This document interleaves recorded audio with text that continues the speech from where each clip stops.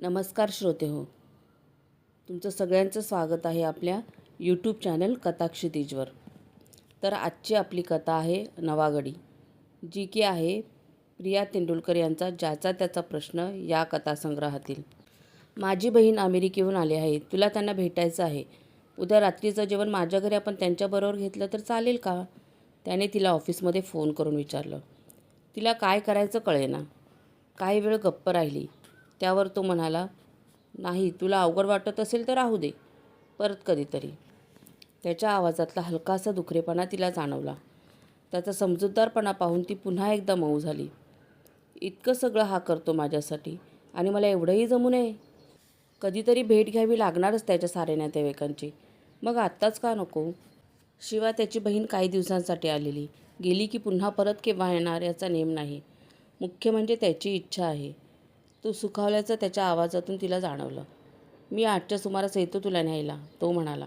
Phone ठेवला आणि ती हातावर हनीओटी टेकून बसून राहिली. या वयात आता हा नवा गडी, नवं राज्याचा खेळ जमणार आहे का मला? नवा पुरुष, त्याची नवी माणसं, त्यांचे नवे स्वभाव, शिवाय या सगळ्यांच्या माझ्या मनावर, घरावर होणाऱ्या नव्या प्रतिक्रिया. मी मात्र जुनीच, एकदा खेळून बाद झालेली. नवा डाव मांडायच्या आधी माझी ताकद, माझा उत्साह मला आजमावायला हवा. नातेवाईकांना भेटणं म्हणजे एक प्रकारे आजपर्यंत जे फक्त आमच्या दोघात होतं ते अधिकृत रीतीने जाहीर करणं. याला माझी तयारी आहे का? मग तिला आपलं चुकलं असं वाटू लागलं. त्याने घाईत निर्णय घ्यायला भाग पाडलं असं वाटू लागलं. पण मी तरी का पुन्हा एकदा बळी गेले? पुरुषांचं हे असं भावनात्मक ब्लॅकमेलिंग करणं मला नवं आहे का? मी तर अशा प्रकारात आता पट्टीची अनुभव असायला हवं. बळी जाणं हे बहुधा आपल्या स्वभावातच असणार अशी तिची खात्री पटू लागली. डोक्यात फार किडे झाले तेव्हा ती टॉयलेटमध्ये जाऊन तोंड खसाखसा धुवून आली आणि टेबलवरच्या फायलींच्या पिवळ्या गिचमिडीत बुडाली. संध्याकाळी तो न्यायला आला, बहिणीच्या मुलीला घेऊन. हे तिला अनपेक्षित होतं. 5 वर्षाच्या त्या गोंडस मुलीला तो म्हणाला, ही तुझी आंटी. अलीकडे ही इंग्रजी हाका मारायची पद्धत बोकाळलेलं हे फार बरं झालं आहे असं तिला वाटलं. आंटी म्हणजे काय मावशी होऊ शकते, मामीच असं नाही. ते आले तेव्हा दीपूचं घरभर हिंडून जेवण चालू होतं. त्याला भरवायला आज नेमकी तीच हवी होती आणि जेवणाचा मूडही मस्तीत लागलेला होता. आईने त्याला भरवायचा प्रयत्न करून पाहिला, पण तो ऐकेना.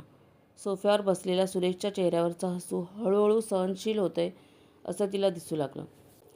शेवटी ती जरा त्राग्याने म्हणाली, दीपू जेव बघू लवकर, पप्पाला बाहेर जायचं आहे. कुठं? तो सायकल थांबवून मोठ्या डोळ्यांनी तिच्याकडे पाहत म्हणाला, सुरेश अंकलकडे. दीपूला हे नवीन नव्हतं. त्याचे डोळे चमकले. मी पण येणार, तो सायकलवरून उतरून चपलांच्या स्टँडकडे जात म्हणाला. तिने सुरेशकडे पाहिलं. तो नुसताच हसला.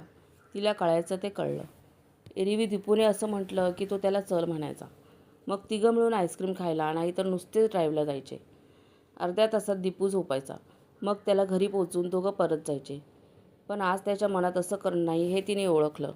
का नाही? काय होईल दीपूला घेऊन त्याच्या बहिणीला भेटायला गेलं तर? नाहीतरी त्यांना माहिती आहेच सारं. चल लवकर, सगळे वाट पाहत असतील, तो जरा आठ्या काढून म्हणाला. हो पण मम्मा, हे बूट घाल, लवकर चल, सुरेश अंकलला उशीर होते. दीपू हातात इवलेसे 2 बूट घेऊन उभा होता. त्याला नेलं असतं ड्राईव्हला, पण तिथं सगळी जेवायला वाट पाहत असतील. म्हणजे दीपूला आमंत्रणच नव्हतं तर. त्याच्या बहिणीची मुलगी इथे येऊ शकते, पण दीपू तिथे जाऊ शकत नाही. तिच्या डोक्यात सरसरून आलं. वाटलं जाऊच नये, नकोच मला हे सारं. तितक्यात आई पुढे आली. दीपूला उचलून घेत म्हणाली, मग जा तू, हा राहील माझ्याकडे, हो ना राजा? दीपूने 2 मिनिटं तिच्याकडे रोखून पाहिलं. त्याची नजर असहाय्य होत गेलेली तिला जाणवली की भास झाला, त्याचा अपमान झाला होता. मग तो आईच्या खांद्यावरून उतरून पलंगाकडे संत चालत गेला. गादीवर उपडा पडून राहिला. चल, सुरेश तिला परत म्हणाला. त्याच्या दृष्टीने प्रश्न मिटला होता. ती पलंगाजवळ गेली. दीपूच्या कुरळ्या जावळातून हात फिरवत म्हणाली, दीपू, राजा रागावलास? मान दुसरीकडे फिरवत शांतपणे तो म्हणाला, हो रागावला, तू जा. दीपूचे हे नेहमीचं, भोकाड पसरणं नाही की हट्ट करणं नाही. आपल्याला काय वाटतंय ते स्पष्ट करायचं आणि उपडं पडून राहायचं. जा तू लवकर, आई म्हणाली. तिने मागे वळून चपला घातल्या. सुरेशचा चिमुरडीबरोबर केव्हाच खाली उतरला होता. गाडी वळवण्याच्या त्याच्या पद्धतीवरून तिला कळलं की त्याचा पारा चढलेला आहे. मग ती गप्पच राहिली. रस्त्यात एक दोनदा त्याने तिला इकडचे तिकडचे प्रश्न विचारले. तिने जुजबी उत्तर दिलं. डोळ्यासमोरून उपडा पडलेला तिपू हलत नव्हता. माझ्या प्रश्नांना उत्तर का देत नाहीयेस तू? अचानक तो मोठ्यांदा ओरडला. तिचा थरकाप झाला. दोघांच्या मध्ये बसलेल्या त्या चिमुरडीने तिला असं काही पाहिलं की तिचा राग, रडू सगळं काही वेगाने उचंबळून आलं. तिला वाटलं आपण आसिफबरोबर आहोत. तोही असाच ओरडायचा. तो ओरडायचा आणि वरून आपणही तितक्याच हट्टाने त्याला प्रत्युत्तर करायचो. आता मी गप्प का आहे? आसिफबरोबर असते तर गाडी थांबव म्हणून हट्ट करून उतरून गेले असते. आता नुसतीच आठवट चावत का बसून आहे? अंगावरचं झुळं झटकावं तशी तिने आसिफची आठवण झटकून टाकली. खिडकीबाहेर तोंड काढून ती वाऱ्याचा मारा तोंडावर घेत राहिली. कुठली तरी गाण्याची चाल कशी कुणास ठाऊक पटकन तिच्या ओठाशी आली. ती गुणगुणत राहिली. राग, अश्रू सारं दाबायचे प्रयत्न तिच्या नकळत करत राहिली. दीपूला मी नेहमी नेतोच ना बरोबर. आज तेवढा वेळ नव्हता. घरी सगळे जेवायला खोळंबून राहिले असतील. शिवाय तिथेही त्याने तुला सोडलं नसतं. 4 माणसांच्यात तो किती बुजतो तुला माहीत आहे. तुला बोलायला झालंच नसतं कुणाशी, तो खालच्या आवाजात म्हणाला. ती खिडकीबाहेर बघत राहिली. गुणगुणनं तिनं थांबवलं. शिवाय माझी बहीण प्रथमच तुला भेटणार. ती तरीही गप्पच राहिली.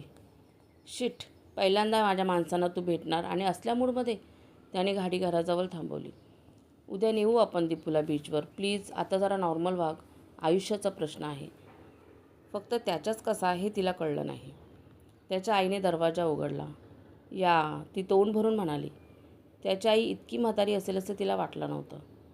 आई ही मनीषा. तिच्या दोन्ही खात्यांना पाठीमागून धरत तो म्हणाला. सगळ्यांसमोर दाखवलेल्या सळगीने ती चपापलीच.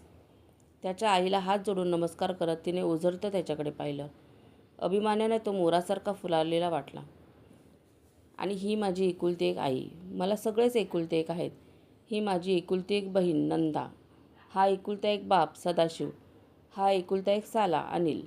पण तू माझा एकुलता एक नवरा असतानाहीच ती अधिकच अवघडली. दरवाजाजवळच्या अरुंद पॅसेजमध्ये बेगडी हसत उभं राहिली. ये ना आत, त्याची बहीण म्हणाली. ती बैठकीच्या खोलीत गेली. तिथं टीव्ही चालू होता. त्याचे वडील आणि त्याच्या बहिणीचा नवरा सोफ्यावर बसून अर्धवट राहिलेले ग्लास पिऊ लागले.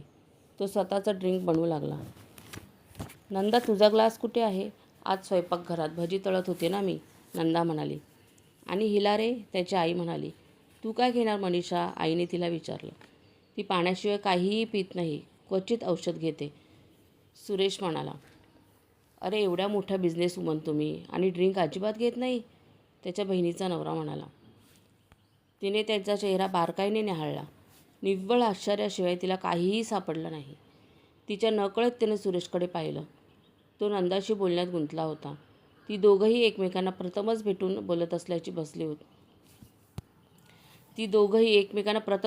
बोलत असल्यासारखी बसली होती.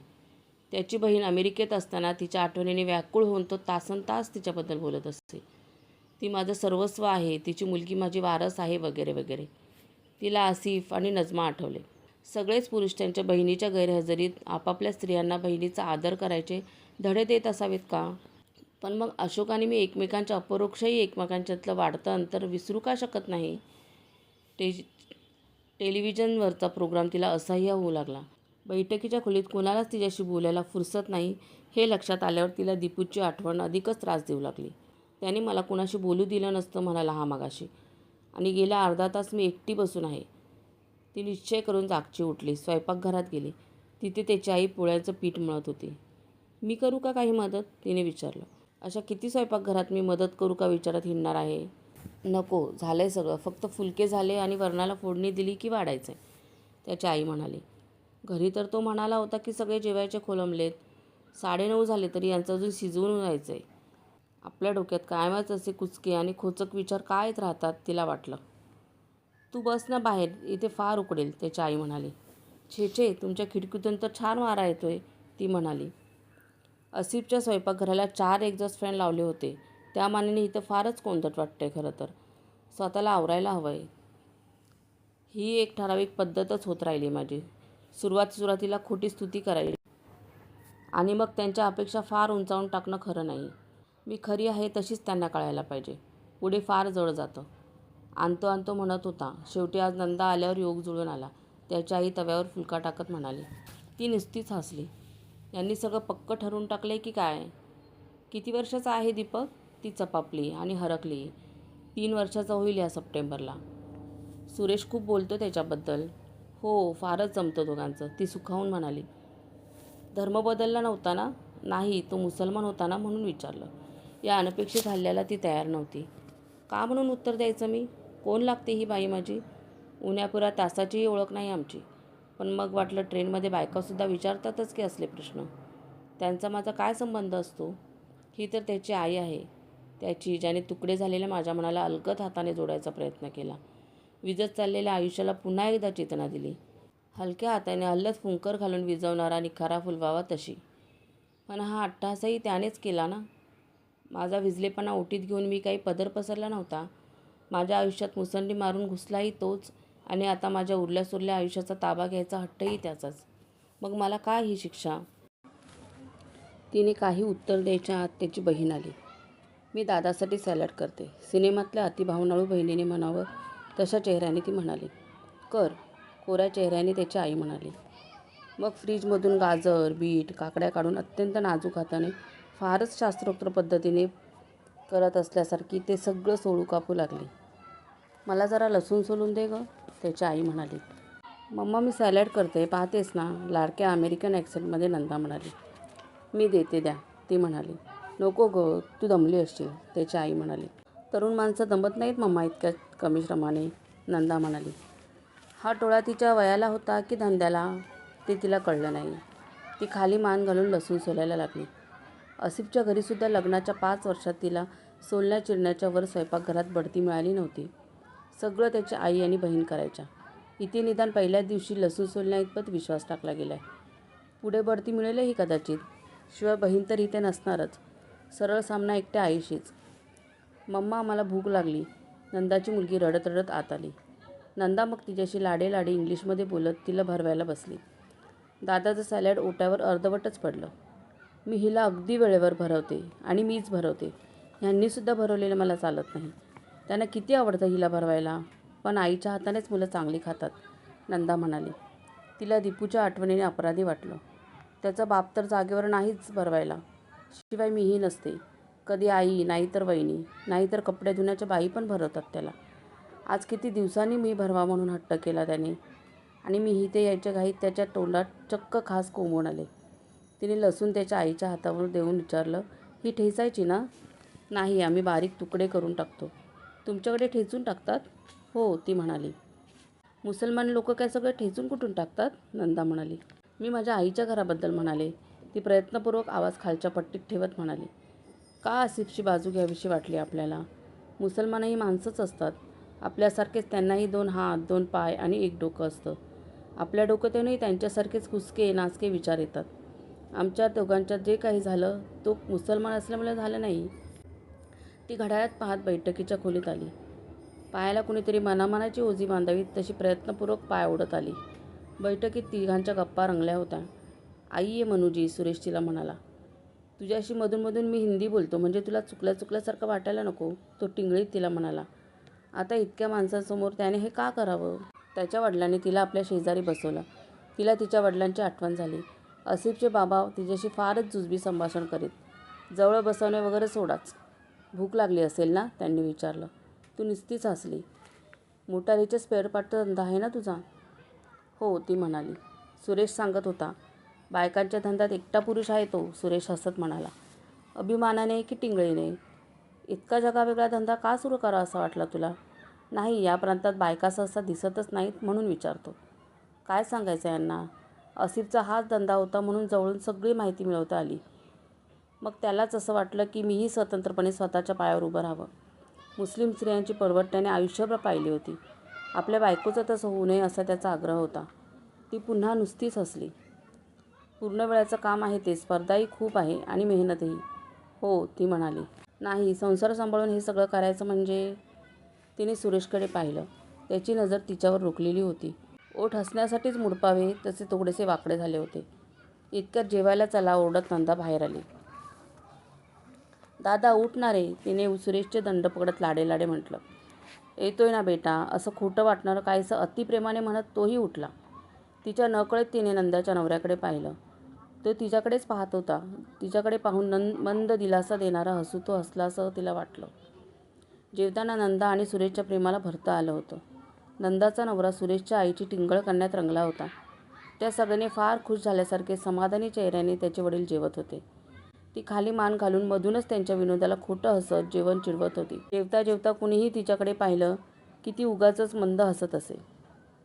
एक दोनदा तिच्या लक्षात आलं की आपल्याकडे कुणी पाहतही नाहीये. आपण एकट्याच वेड्यासारखे हसत आहोत. सुरेश तिला जाणून बुजून चुकवतो आहे असं तिला भासही झाला. भात वाढू आणि तुला थोडा, त्याच्या आईने तिला विचारलं. नको, माझं झालंय, ती हसत म्हणाली. काय रे, एवढंच जेवण हिचं, त्याची आई त्याला म्हणाली.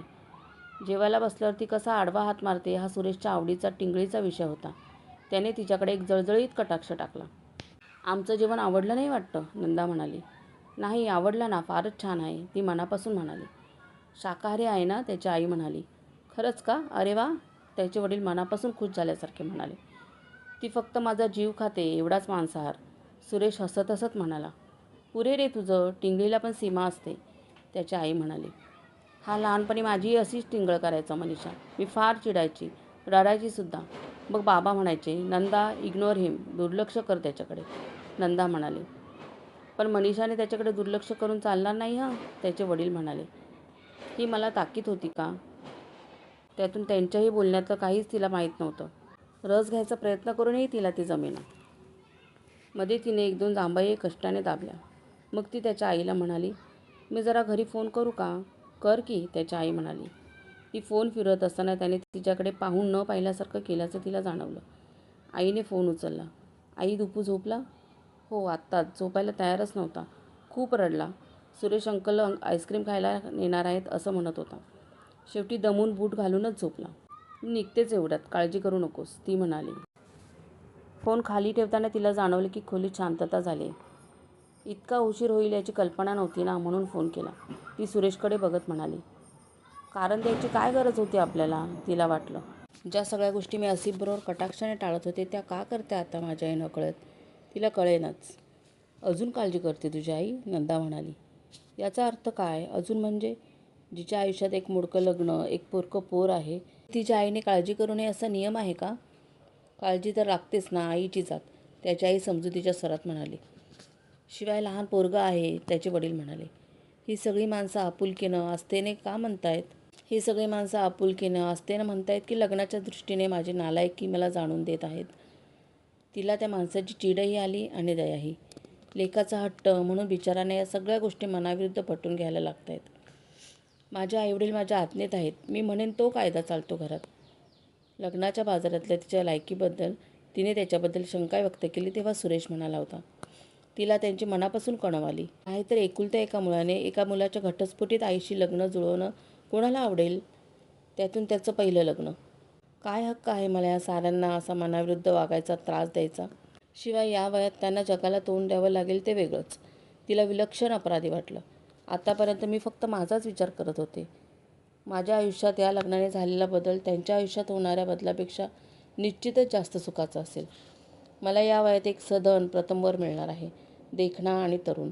माझ्या मुलाला त्याच्या हक्काच्या वडिलांचं नाव लावू देणारा आणि एक प्रेमळ बाप आणि आजी आजोबांचा एक नवा सेट.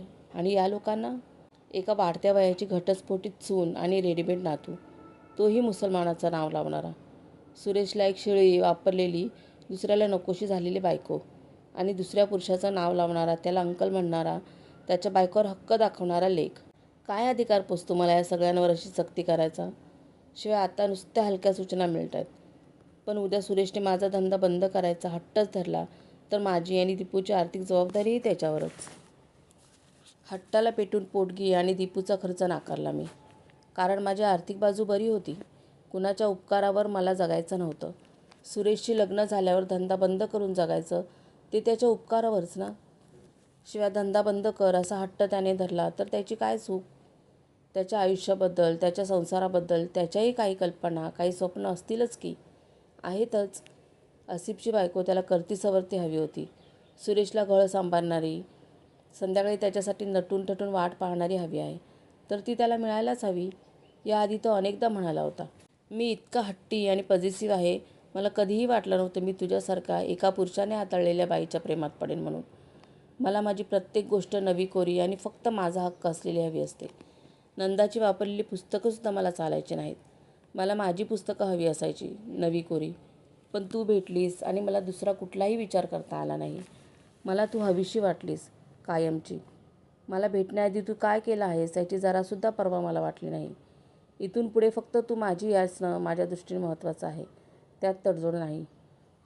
पण मी आहे तशी पत्करण्यात तर तडजोड आहेच ना. ती तरी का करावी त्याने? आणि त्याच्या हट्टामुळे या उभ्या घराने? चला सुरेश, तुम्ही आता निघा. फार उशीर झाला, त्याची आई म्हणाली. सगळी उठली. तिने त्याच्या बहिणीला म्हटलं, निघते, नाईस हॅव्हिंग मेट यू. तर नंदाने तिला मिठीच मारली. मी लहानपणापासून सुरेशची बायको कशी असावी याची स्वप्न पाहत आले आहे. तू अगदी तशीच आहेस, गोरी, शेळाटी, कुरल्या केसांची. तू माझ्या भावाला सुखात ठेवशील, मला खात्री आहे, नंदा म्हणाली. बोलताना नंदाच्या डोळ्यात हलकंसं पाणी तरलेलं तिला जाणवलं. ती खूप मनापासून बोलत होती. तिला वाटलं या सगळ्यांना ओरडून सांगावं. मी चांगली नाही, मुळीच नाही. मी कशी आहे हे कळून घ्यायचं असेल तर माझ्या पहिल्या नवऱ्याला विचारा. मी खूप हट्टी, हेकेखोर, स्वार्थी आणि खवचट आहे. शंकेखोर आहे. तडजोड तर मला मुलीच मान्य नाही. मी कधीही तडजोड केली नाही, करणार नाही. म्हणूनच माझं पहिलं लग्न मोडलं. त्याच्या नातेवाईकांशी, त्याच्या आचारविचारांशी मी कधीच जुळवून घेतलं नाही. मला मान्य आहे, सोयीस्कर आहे तेवढंच मी केलं. त्याच्यासाठी, त्याच्या माणसांच्या समाधानासाठी मी कधीच बदलले नाही. तुम्ही मला तुमच्या आयुष्यात सामावून घेण्यासाठी इतकी मोठी तडजोड करायला निघाला आहात, त्या लायकीची मी निश्चितच नाही. तिला त्या उबदार, प्रेमळ वातावरणात घुसमटल्यासारखं वाटू लागलं. ती भराभरा चालत दरवाजाशी आली. येत जा वरचेवर, त्याची आई तिच्या पाठीवर हात ठेवत म्हणाली. ती कशीबशी हसली. मनू, नमस्कार कर आईबाबांना. सुरेश तिच्या कानाशी कुजबुजला. त्याच्या आईने ते ऐकलं. राहू दे रे, असलं काही नको, ती सौम्य हसत म्हणाली. तिला वाटलं हीच वेळ आहे, यांना दाखवलं पाहिजे मी कसली बाई आहे. इथेच संपवलं पाहिजे हे सारं. मला नवा डाव मांडायचा नाही, पुन्हा एकदा बाद व्हायचं नाही. पुरता विचार करण्यासाठी टाईम प्लीजसुद्धा म्हणायचं नाही.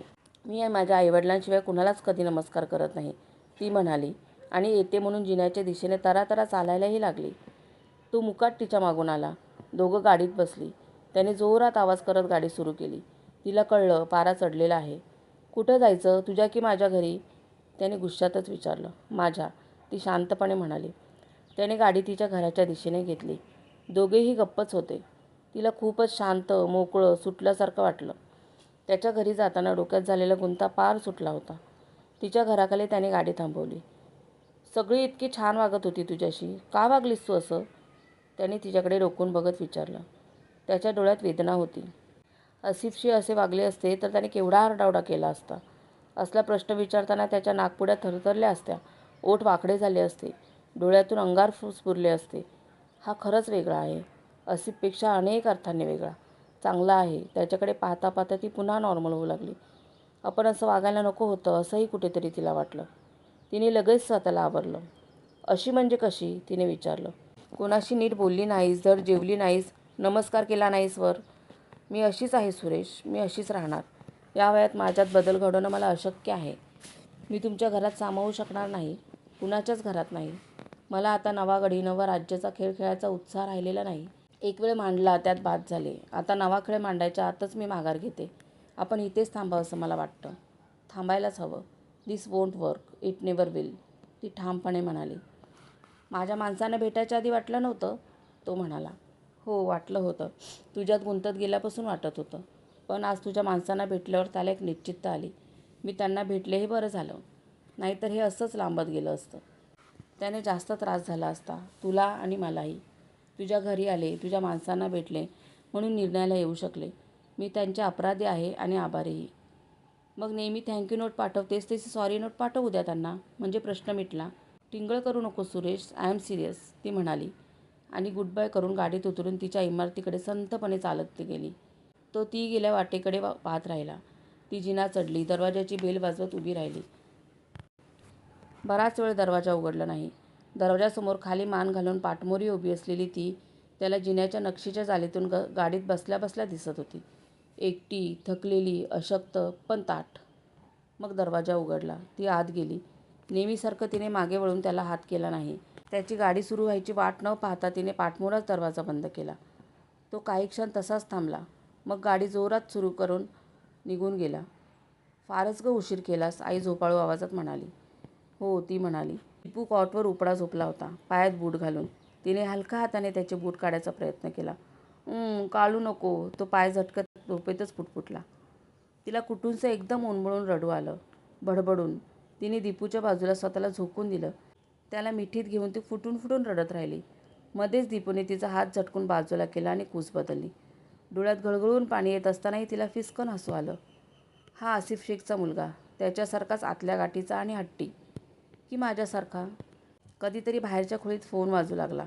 ती जागची हल्ली नाही. शेजारच्या कॉटवर झोपलेल्या आईने पडल्या पडल्याच विचारलं. हो, ती म्हणाली. घ्यायचा नाही का, आईने विचारलं. नाही, रॉंग नंबर असेल, ती म्हणाली. आई कूस पालटून झोपून गेली.